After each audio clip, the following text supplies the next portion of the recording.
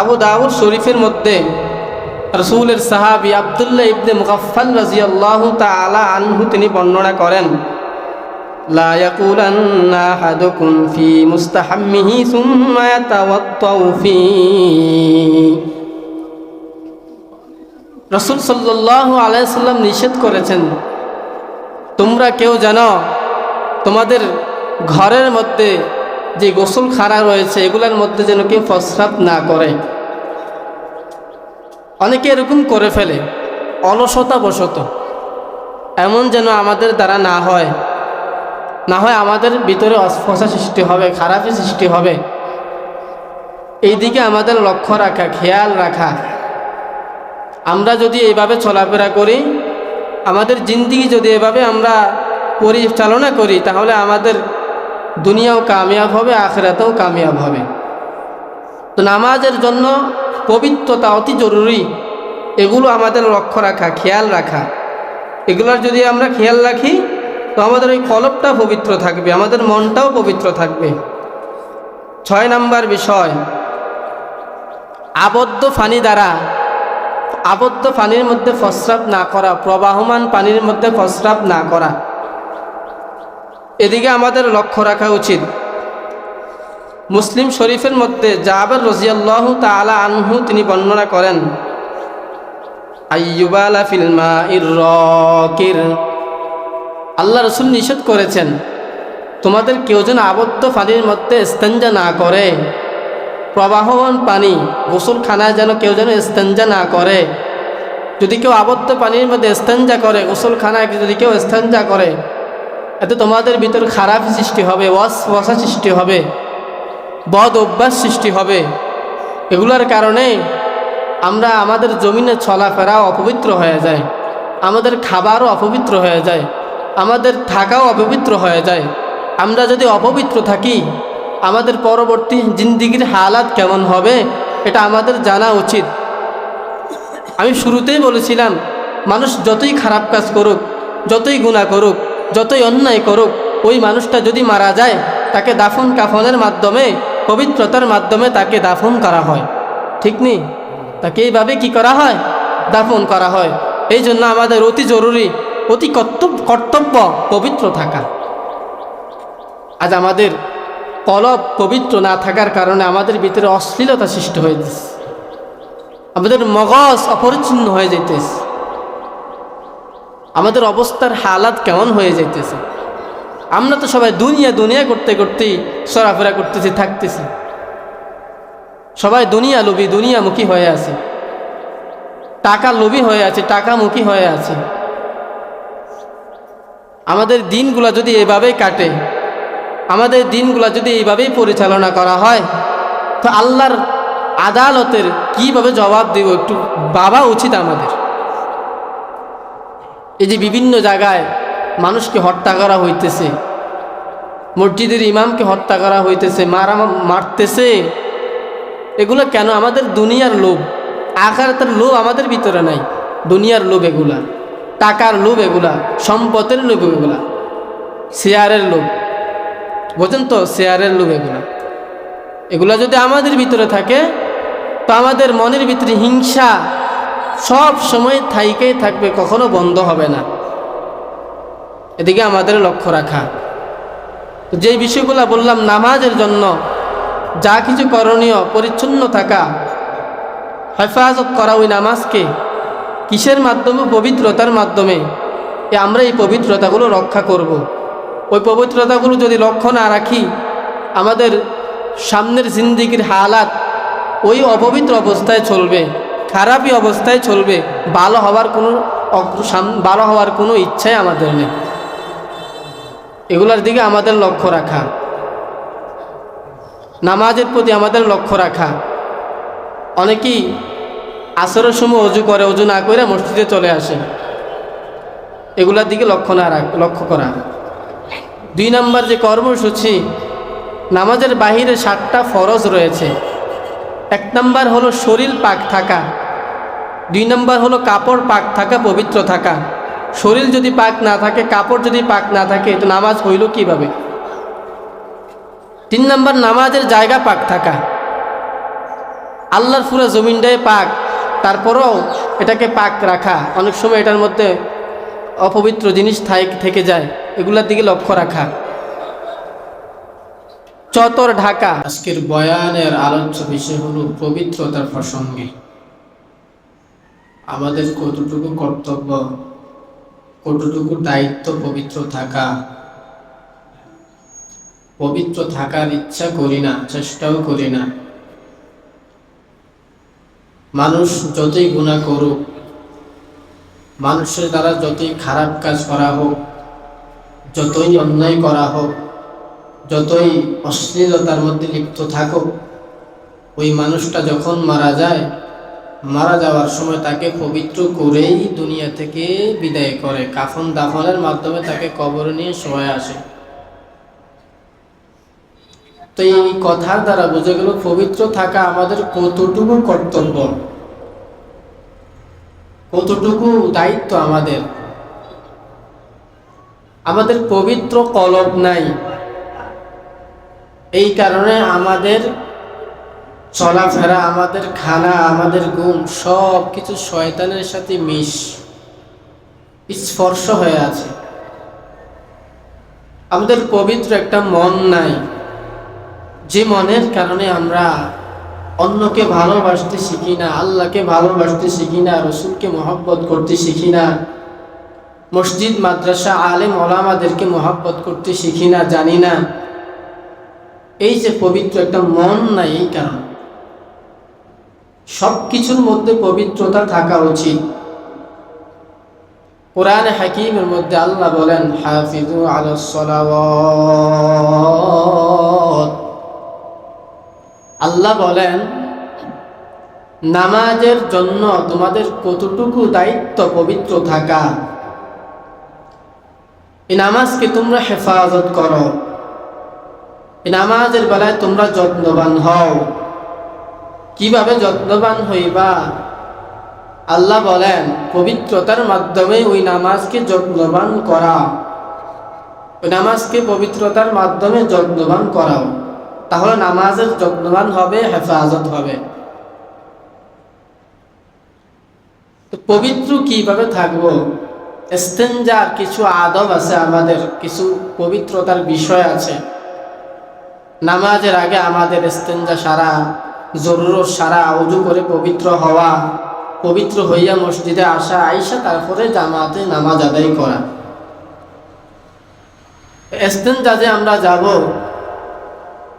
ইস্তেনজা যাওয়ার সময় একটা বিষয়, ইস্তেনজা যাওয়ার সময় আমাদের মধ্যে আল্লাহ জাতীয় কোনো জিনিস লেখা না থাকা, আল্লাহ রচিত কোনো জিনিস লেখা না থাকা। অনেকের মোবাইলের মধ্যে তেলাওয়াতের রিংটোন থাকে, গজলের রিংটোন থাকে, এগুলো নিয়ে বাথরুমে যায়, ইস্তেনজা করে, তখন এই রিংটোন বেজে ওঠে। এটা অনুচিত, এটা পবিত্রতা রক্ষা হয় না, এটা আল্লাহ তাআলার বিধানের সাথে এক প্রকার বেয়াদবি হয়ে যায়। এজন্য আমাদের এই ব্যাপারেও পবিত্র থাকা কর্তব্য, একান্ত জরুরি, একান্ত প্রয়োজন। 2 নম্বর বিষয়, রাসূল সাল্লাল্লাহু আলাইহি ওয়া আলিহি ওয়াসাল্লাম যখন ইস্তেনজা করার ইচ্ছা করতেন, তখন তিনি এমন দূরে চলে যেতেন কেউ তাকে দেখতেন না। আবু দাউদের মধ্যে রাসূলের সাহাবী জাবের রাদিয়াল্লাহু তাআলা আনহু তিনি বর্ণনা করেন, কানা ইযা আরাদাল বারাজ, রাসূল সাল্লাল্লাহু আলাইহি ওয়াসাল্লাম যখন ইস্তেনজা করার ইচ্ছা করতেন, তিনি কোথাও দূরে চলে যেতেন। এই তলাক, তিনি এমন দূরে চলে যেতেন, হাত্তা লা ইয়ারাহু আহাদ, কেউ তাকে দেখতেন না, তিনি এমন দূরে চলে যেতেন। এখন আমাদের দ্বারা তো এটা হয় না। ইস্তেনজা জরুরত হয়েছে রাস্তার পাশে বসে পড়ি, এটা তো আদব না, এটা তো পবিত্রতা রক্ষা হয় না। এতে কলব অপরিচ্ছন্ন হয়ে যায়, মনটাও অপরিচ্ছন্ন হয়ে যায়, আপনার মনের ভিতরে অস্পর্শ সৃষ্টি হবে, খারাপ সৃষ্টি হবে। তো আমরা এই হাদিস দ্বারা বুঝলাম রাসূল সাল্লাল্লাহু আলাইহি সাল্লাম যখন ইস্তেনজা করার ইচ্ছা করতেন, তিনি দূরে কোথাও চলে যেতেন। হ্যাঁ, যদি আমাদের ঘরের ভিতরে ওই রকম কোনো ব্যবস্থা থাকে যে গোসলখানা বাথরুম আছে, আলাদা চারপাশে দেওয়াল আছে, এটা অন্য বিষয়। বাকি যদি বাইরে থাকে তাহলে দূরে কোথাও চলে যাওয়া, বা বাড়ির আশেপাশে যদি থাকে তাহলে সারকিনার দেয়া, যা কিছু জরুরত এগুলো আমাদের দেওয়া, এটা থেকে পবিত্রতা অর্জন করা যায়। তা আমরা এগুলো দিয়ে খেয়াল রাখবো, লক্ষ্য রাখবো, তাহলে আমাদের দিল পরিষ্কার থাকবে, আমাদের কলবটাও পরিষ্কার থাকবে। আর যদি আমরা এই অবস্থায় না থাকি, নিজেদের মন গড়া মতন চলি, তা আমাদের কলবটা অপরিচ্ছন্ন হয়ে যাবে, আমাদের অন্তরটা অপরিচ্ছন্ন হয়ে যাবে। ওই দিকে লক্ষ্য রাখা। 3 নাম্বার বিষয়, ইস্তেঞ্জায় যাওয়ার সময় দোয়া করা, বাম পাও দিয়ে প্রবেশ করা। এগুলো আমাদের অতি জরুরি, অতি কর্তব্য। বুখারী শরীফের মধ্যে রাসূলের খাদেম আনাস রাদিয়াল্লাহু তাআলা আনহু তিনি বর্ণনা করেন, ইযা আরাদা ইয়াদখুলাল খলা ক্বালা আল্লাহুম্মা ইন্নী আউযু বিকা মিনাল খুবুসি ওয়াল খাবাইস। রাসূল সাল্লাল্লাহু আলাইহি সাল্লাম যখন ইস্তেঞ্জায় যেতেন, তখন তিনি বাম পাও দিয়ে ইস্তেঞ্জায় প্রবেশ করতেন এবং দোয়া পড়তেন, আল্লাহুম্মা ইন্নী আউযু বিকা মিনাল খুবুসি ওয়াল খাবাইস। যে আল্লাহ, আমি যে ইস্তেঞ্জায় যাইতেছি, আপনি আমাকে সমস্ত খারাপি, খন্নাস থেকে, জিন থেকে, বদ অভ্যাস থেকে হেফাজত করেন। রাসূল সাল্লাল্লাহু আলাইহি ওয়াসাল্লাম আল্লাহর কাছে দোয়া চাইতেন। বদ অভ্যাস মানি এমন কাজ আমাদের দ্বারা যেন না হয় যেটা করতে গেলে আমাদের যৌবনের ক্ষতি হবে। আমাদের দ্বারা তো এগুলো সম্ভব হয় না, মন গড়া মতন যাই বসে পড়ে, দোয়া তো আরো আগেই নেই, ডান পাও দিয়ে ঢুকলাম না বাম পাও দিয়ে ঢুকলাম, এরও কোনো খবর নাই। অথচ আমরা রসুলের খাঁটি আশিক, অথচ আমরা সুন্নতওয়ালা। আমরা কেমন সুন্নতওয়ালা হইলাম যে আল্লাহ রসুল তার কতটুকু দায়িত্ব তুমি আদায় করেছেন, সাহাবাই কেরামদেরকে দেখাই দিয়েছেন, অথবা সাহাবাই কেরাম নিজের চোখে দেখছেন। আল্লাহ রসুল যখন ইস্তেঞ্জায় প্রবেশ করতেন, তিনি দোয়া করতেন, দোয়া করে তিনি ইস্তেঞ্জায় প্রবেশ করতেন, আল্লাহুম্মা ইন্নী আউযু বিকা মিনাল খুবুসি ওয়াল খাবাইস। যে আল্লাহ, আপনি আমাকে বিভিন্ন খারাপ কাজ থেকে, খন্নাস থেকে, জিন থেকে, বদ অভ্যাস থেকে হেফাজত করেন। ওই বদ অভ্যাস যেটা বললাম, এমন কাজ না করা যেটার কারণে আমাদের যৌবনের ক্ষতি হবে, এদিকে আমাদের লক্ষ্য রাখা। 4 নাম্বার বিষয়, রাসূল সাল্লাল্লাহু আলাইহি সাল্লাম যখন ইস্তেঞ্জা থেকে বের হতেন, তখন ডান পাও দিয়ে বের হতেন। ডান পাও দিয়ে বের হইয়া রাসূল সাল্লাল্লাহু আলাইহি ওয়াসাল্লাম দোয়া পড়তেন। তিরমিজি শরীফের মধ্যে আম্মা জান আয়েশা রাদিয়াল্লাহু তাআলা আনহা তিনি বর্ণনা করেন, ইযা খারাজা ইলাল খালা ক্বালা গুফরানাক। রাসূল সাল্লাল্লাহু আলাইহি সাল্লাম ইস্তেঞ্জা থেকে বের হয়ে ডান পাও দিয়ে বের হয়ে আল্লাহর কাছে দোয়া করতেন, গুফরানাক, আল্লাহ আপনি আমাকে ক্ষমা করুন, মাগফিরাত দান করুন। এবং আল্লাহ রাসূল এই দোয়াটাও করতেন, আলহামদুলিল্লাহিল্লাযী আযহাবা আন্নিল আযা ওয়া আফানি। আল্লাহ, সমস্ত প্রশংসা আপনার, যে আপনি আমাকে বিভিন্ন খাহেসাত, খন্নাস, খারাপ জিনিস থেকে, বদ অভ্যাস থেকে হেফাজত করেছেন। এই দিকে আমাদের লক্ষ্য রাখা। আমরা তো আমাদের মন গড়া মতন চলি, মন গড়া মতন চলাফেরা করে, নিজেরা কি করি না করি এদিকে লক্ষ্য রাখি না। ইস্তেঞ্জা করার জন্য যাই, কিভাবে বসি, কিভাবে ঢুকি, এগুলোর দিকে আমরা লক্ষ্য করি না। দোয়া তো আরো আগেই পারি না, এগুলো আমাদের জানা উচিত। আমরা যদি এগুলা নিজেদের মতন না করি, তো আমাদের ওই যে বললাম, কলবটা অপরিচ্ছন্ন হয়ে যাবে, খারাপ হয়ে যাবে, নষ্ট হয়ে যাবে। এগুলো আমাদের কর্তব্য, এগুলো আমাদের করণীয়, এগুলোর দিকে আমাদের খেয়াল রাখা, লক্ষ্য রাখা। এগুলোর দিকে যদি লক্ষ্য না রাখি, আমাদের জিন্দিগির হালাত অপরিবর্তন হয়ে যাবে, খারাপ হয়ে যাবে। এদিকে লক্ষ্য রাখা। 5 নাম্বার বিষয়, আমাদের যাদের ঘরের মধ্যে গোসলখানা আছে, অনেকেই গোসল করতে গিয়ে ওই জায়গায় প্রস্রাব করে দেয়, এগুলার দিকে লক্ষ্য রাখা। 5 নাম্বার বিষয় হলো গোসলখানায় যেন প্রস্রাব না করা, প্রস্রাব করে ওযু না করা, এগুলার দিকে আমাদের লক্ষ্য রাখা, খেয়াল রাখা। আবু দাউদ শরীফের মধ্যে রাসূলের সাহাবী আব্দুল্লাহ ইবনে মুগাফফাল রাদিয়াল্লাহু তাআলা আনহু তিনি বর্ণনা করেন, লা ইয়াকুলান্না আহাদুকুম ফি মুস্তাহাম্মিহি সুম্মা ইয়াতাওয়াত্তাউ ফি। রাসূল সাল্লাল্লাহু আলাইহি সাল্লাম নিষেধ করেছেন, তোমরা কেউ যেন তোমাদের ঘরের মধ্যে যে গোসলখানা রয়েছে এগুলোর মধ্যে যেন কেউ প্রস্রাব না করে। অনেকে এরকম করে ফেলে অলসতাবশত, এমন যেন আমাদের দ্বারা না হয় আমাদের ভিতরে অস্পর্শা সৃষ্টি হবে, খারাপি সৃষ্টি হবে। এই দিকে আমাদের লক্ষ্য রাখা, খেয়াল রাখা। আমরা যদি এইভাবে চলাফেরা করি, আমাদের জিন্দেগি যদি এভাবে আমরা পরিচালনা করি, তাহলে আমাদের দুনিয়াও কামিয়াব হবে, আখিরাতেও কামিয়াব হবে।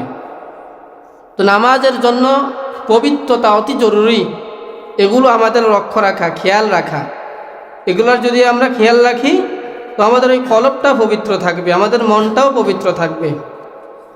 6 নাম্বার বিষয়, আবদ্ধ পানির মধ্যে প্রস্রাব না করা, প্রবাহমান পানির মধ্যে প্রস্রাব না করা, এদিকে আমাদের লক্ষ্য রাখা উচিত। মুসলিম শরীফের মধ্যে জাবের রাদিয়াল্লাহু তাআলা আনহু তিনি বর্ণনা করেন, আইয়ুবালা ফিল মাইর রাকির, আল্লাহ রাসূল নিষেধ করেছেন তোমাদের কেউ যেন আবদ্ধ পানির মধ্যে ইস্তেঞ্জা না করে, প্রবাহমান পানি গোসলখানায় যেন কেউ যেন ইস্তেঞ্জা না করে। যদি কেউ আবদ্ধ পানির মধ্যে ইস্তেঞ্জা করে, গোসলখানায় যদি কেউ ইস্তেঞ্জা করে, এতে তোমাদের ভিতর খারাপ সৃষ্টি হবে, ওয়াসওয়াসা সৃষ্টি হবে, বদ অভ্যাস সৃষ্টি হবে। এগুলোর কারণে আমরা আমাদের জমিনে চলাফেরাও অপবিত্র হয়ে যায়, আমাদের খাবারও অপবিত্র হয়ে যায়, আমাদের থাকাও অপবিত্র হয়ে যায়। আমরা যদি অপবিত্র থাকি, আমাদের পরবর্তী জিন্দেগির হালাত কেমন হবে এটা আমাদের জানা উচিত। আমি শুরুতেই বলেছিলাম, মানুষ যতই খারাপ কাজ করুক, যতই গুনাহ করুক, যতই অন্যায় করুক, ওই মানুষটা যদি মারা যায় তাকে দাফন কাফনের মাধ্যমে, পবিত্রতার মাধ্যমে তাকে দাফন করা হয়। ঠিক নেই? তাকে এইভাবে কি করা হয়? দাফন করা হয়। এই জন্য আমাদের অতি জরুরি, অতি কর্তব্য পবিত্র থাকা। আজ আমাদের কলব পবিত্র না থাকার কারণে আমাদের ভিতরে অশ্লীলতা সৃষ্টি হয়ে যাচ্ছে, আমাদের মগজ অপরিচ্ছন্ন হয়ে যাইতেছে, আমাদের অবস্থার হালাত কেমন হয়ে যাইতেছে। আমরা তো সবাই দুনিয়া করতে করতেই চলাফেরা করতেছি, থাকতেছি। সবাই দুনিয়া লোভী, দুনিয়ামুখী হয়ে আছে, টাকা লোভী হয়ে আছে, টাকামুখী হয়ে আছে। আমাদের দিনগুলা যদি এভাবেই কাটে, আমাদের দিনগুলা যদি এইভাবেই পরিচালনা করা হয়, তো আল্লাহর আদালতের কিভাবে জবাব দেব একটু ভাবা উচিত আমাদের। এই যে বিভিন্ন জায়গায় মানুষকে হত্যা করা হইতেছে, মসজিদের ইমামকে হত্যা করা হইতেছে, মারতেছে, এগুলো কেন? আমাদের দুনিয়ার লোভ, আখিরাতের লোভ আমাদের ভিতরে নাই। দুনিয়ার লোভ এগুলা, টাকার লোভ এগুলা, সম্পদের লোভ এগুলা, শেয়ারের লোভ, বোঝেন তো? শেয়ারের লোভ এগুলা যদি আমাদের ভিতরে থাকে, তো আমাদের মনের ভিতরে হিংসা সব সময় থাইকেই থাকবে, কখনো বন্ধ হবে না। এদিকে আমাদের লক্ষ্য রাখা। যে বিষয়গুলো বললাম, নামাজের জন্য যা কিছু করণীয়, পরিচ্ছন্ন থাকা, হেফাজত করা ওই নামাজকে, কিসের মাধ্যমে? পবিত্রতার মাধ্যমে। আমরা এই পবিত্রতাগুলো রক্ষা করব। ওই পবিত্রতাগুলো যদি লক্ষ্য না রাখি, আমাদের সামনের জিন্দেগির হালাত ওই অপবিত্র অবস্থায় চলবে, খারাপই অবস্থায় চলবে। ভালো হওয়ার কোনো ইচ্ছাই আমাদের নেই। এগুলোর দিকে আমাদের লক্ষ্য রাখা, নামাজের প্রতি আমাদের লক্ষ্য রাখা। অনেকেই আসরের সময় অজু করে, অজু না করে মসজিদে চলে আসে, এগুলোর দিকে লক্ষ্য করা। 2 নম্বর যে কর্মসূচি, নামাজের বাহিরে 7টা ফরজ রয়েছে। 1 নম্বর হলো শরীর পাক থাকা, 2 নম্বর হলো কাপড় পাক থাকা, পবিত্র থাকা। শরীর যদি পাক না থাকে, কাপড় যদি পাক না থাকে, তো নামাজ হইল কিভাবে? 3 নম্বর নামাজের জায়গা পাক থাকা। আল্লাহর পুরো জমিনটাই পাক, তারপরেও এটাকে পাক রাখা। অনেক সময় এটার মধ্যে অপবিত্র জিনিস থেকে যায়, এগুলোর দিকে লক্ষ্য রাখা। চতর ঢাকা, পুরুষদের চতর হলো নাভির নিচ থেকে হাঁটুর নিচ পর্যন্ত। আমরা তো এগুলোর দিকে এখন আর লক্ষ্য রাখি না। কাজ করতে গেলে এমনভাবে ঘুষ দেয়, যেটা বাংলা ভাষায় সব কিছু দেখা যায়। তো আমরা আমাদের চতর ঢাকলাম কীভাবে? অলরেডি কবিরা গুনাহ আমাদের খাতার মধ্যে লেখা হয়। এগুলার দিকে আমাদের যত্নবান হওয়া। কেবলামুখী হওয়া, নামাজের জন্য কেবলামুখী হতে হবে আমাদের। আমরা যদি পূর্ব দিকে ফিরে নামাজ পড়ি, আমাদের নামাজ হবে না। কেবলার দিকে ফিরে নামাজ পড়তে হবে, ওয়াক্ত মতো নামাজ আদায় করতে হবে। আসরের নামাজ যদি মাগরিবের সময় আদায় করি, তো কি হলো আমাদের নামাজের? মাগরিবের নামাজ যদি আসার সময় গিয়ে আদায় করি, তো কি হলো আমাদের? এগুলার দিকে আমাদের লক্ষ্য করা। তো যা কিছু বললাম, আল্লাহ আমাকে সহ আপনাদের সকলকে এই কিছু বিষয় ভালোভাবে মেনে চলে আদায় করার তৌফিক দান করুন। আল্লাহ আমাকেও আদায় করার তৌফিক দান করুন। ওমা আলাইনা ইল্লাল বালাগ। আমরা যারা সুন্নত পড়ি নাই, সকলে 4 রাকাত সুন্নত আদায় করিনি।